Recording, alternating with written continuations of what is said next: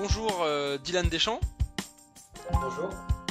merci beaucoup de prendre un peu de temps pour répondre à mes questions. Donc tu es cofondateur et CEO de App4Media. Donc est-ce que tu peux nous présenter ta startup s'il te plaît? Alors, App4Media est une société qui va bientôt avoir 1 an. Donc, elle a été créée en décembre 2012 pour encadrer l'activité du blog App4Fun, qui lui avait été créé il y a à peu près 2 3 ans. Donc, au début, j'évoluais en tant qu'auto-entrepreneur, mais après, j'ai dû créer une vraie structure légale afin de mieux encadrer les activités de la société et surtout de respecter les plafonds qui sont définis par la loi. Donc aujourd'hui, je suis le seul associé et le seul employé au sein de App4Media. Donc je gère un petit peu tout ce qui est l'activité commerciale, la comptabilité, je touche un petit peu à tout. Et après, pour tout ce qui est la partie développement qui est liée à nos services, elle est externalisée auprès d'une société qui est partenaire à App4Media. Voilà. D'accord. Et alors du coup que propose App4Media et tu regroupes une audience de combien de personnes pour le coup d'internautes et de mobinautes? Alors, au niveau de l'audience, nous, depuis décembre 2011, donc la date où la vraie appli a été lancée, on a fait plus d'un demi-million de téléchargements sur la France. Donc, c'est une grosse, grosse audience. Surtout que là, D'accord. on parle même pas en tant que mise à jour, on parle vraiment de téléchargement unique. Donc, il y a 500 000 personnes différentes qui ont utilisé App4Fun un jour ou l'autre. Et ces personnes-là, elles ont au total réalisé près de 40 millions de sessions aujourd'hui. Donc, c'est un chiffre vraiment énorme et j'en suis vraiment très fier. Et au niveau de l'audience qui est régulière et active, on est à peu près à 100 000 personnes uniques qui visitent l'appli chaque mois. D'accord. Et donc l'application en question qui est disponible sur l'Apple Store donc s'appelle App4Phone, hein. C'est ça, exactement. Et alors qu'est-ce qu'elle propose aux utilisateurs? Alors nous, à la base, on est un blog, donc c'est-à-dire qu'on propose dans la journée 3 à 7 articles sur l'actualité. Donc on traite à la fois de l'actualité Apple et également tout ce qui touche à l'App Store, donc les nouvelles applis du jour, une appli que la rédaction sélectionne chaque jour, les bons plans de l'App Store. Donc tout ça, ce sont des rubriques où nous, nos utilisateurs, peuvent découvrir de nouvelles applis via App4Fun. Et donc nous, on se sert de ce levier-là pour proposer à nos clients de faire découvrir leurs applications et donc de générer de l'audience nouvelle sur leurs applis via notre média. Et donc à ce moment-là, nous, on facture aux éditeurs la génération d'audience via une campagne publicitaire que nous, on va organiser sur App4Fun. Et au niveau du business model, on est à 90% sur la performance, c'est-à-dire qu'on facture dans 90% des cas à l'éditeur ce que nous, on va générer en performance en nombre de téléchargements avec un coût par installation qui est défini avec l'éditeur. D'accord, donc ton business model, c'est de proposer des campagnes publicitaires à des développeurs d'appli qui souhaitent faire connaître leur application et tu les mets en avant Voilà, sur App for Phone.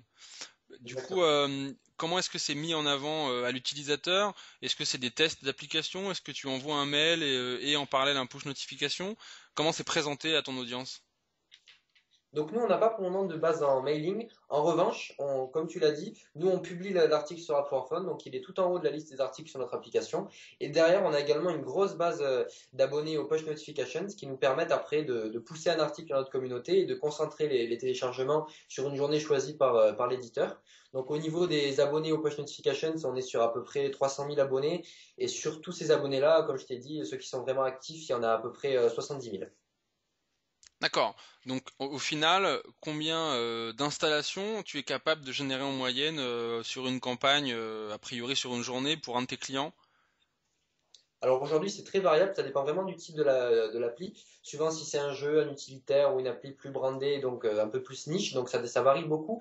Mais actuellement, on est sur une moyenne entre 2000 en fourchette basse et à peu près 7000 en fourchette haute. D'accord. Et alors du coup, combien coûte une opération de ce type-là pour tes clients? Alors nous, comme je te l'ai dit avant, donc on est vraiment sur une facturation à la performance. Et on a un coût par téléchargement qui oscille entre 0,80 et 1,20 € suivant le type d'appli. Après, si c'est une appli un petit peu plus brandée, on est plus autour d'1,20 €. Si c'est une appli jeu plus facile à faire télécharger, on est vers les 0,90 1 €. Donc c'est à peu près la moyenne de nos campagnes, elle est à 1 €. Donc après, D'accord. ça dépend du volume de téléchargement que l'éditeur commande et que nous on génère. Donc après, c'est facile de faire le calcul. D'accord. Et du coup, enfin, on associe souvent les applis de recommandation d'autres applications à ce qu'on appelle de l'incentiver, c'est-à-dire que les utilisateurs finaux sont rétribués ou récompensés pour l'avoir téléchargé. Est-ce que c'est ce type de mécanique que tu proposes? Alors, ça tombe bien que tu en parles parce que c'est quelque chose qu'on cherche justement à expliquer à nos clients. Donc, nous, on est vraiment très étrangers à cette pratique-là qui se fait beaucoup en France. Nous, on est vraiment sur un mode de découverte qui est totalement naturel et transparent pour l'utilisateur. On lui soumet une application et après, suivant l'avis que nous, on a dessus et la manière dont il la découvre, c'est à lui de choisir s'il va la télécharger ou non. Mais il n'y a aucune incentivisation qui se fait pour télécharger l'appli qui est proposée. Donc D'accord. après, ça permet derrière pour l'éditeur, lui, de recevoir des téléchargements qui sont vraiment plus qualifiés et qui découlent derrière avec des usages beaucoup plus importants de la part des utilisateurs que nous on apporte. Du coup, on a vu notamment cette année que Apple était de plus en plus regardant sur ce type d'application de recommandation. Est-ce que c'est une crainte que vous avez? Vous leur discutez? Comment est-ce que tu adresses cette menace potentielle pour ta startup? Alors, c'est une question très intéressante. Et donc, c'est une crainte que j'ai eue, c'est vrai, vis-à-vis de la polémique qu'il y a eu avec Abratis notamment. Donc, cette polémique, enfin, cette question pour nous, elle a été résolue il n'y a pas il y a pas très longtemps. On a été en contact avec Apple vis-à-vis d'une de nos mises à jour. Et donc, Apple nous a confirmé que dans notre cas, il ne s'opposait pas à notre activité, c'est-à-dire qu'il ne condamne pas du tout la recommandation d'une application dans la mesure où elle se fait dans un cadre qui est assez large comme celui d'un blog. C'est-à-dire, on ne peut pas avoir une appli qui est dédiée uniquement à mettre en avant une appli par jour. En revanche, on peut très bien avoir une appli qui traite en général de l'App Store et qui a au milieu des sections de mise en avant, mais que ça n'occupe pas la totalité de l'application.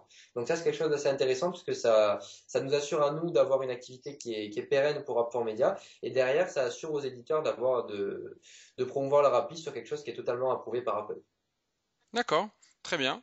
Eh ben Dylan, merci beaucoup. On souhaite plein de succès pour la startup App4Media. À bientôt. Merci à toi, à bientôt.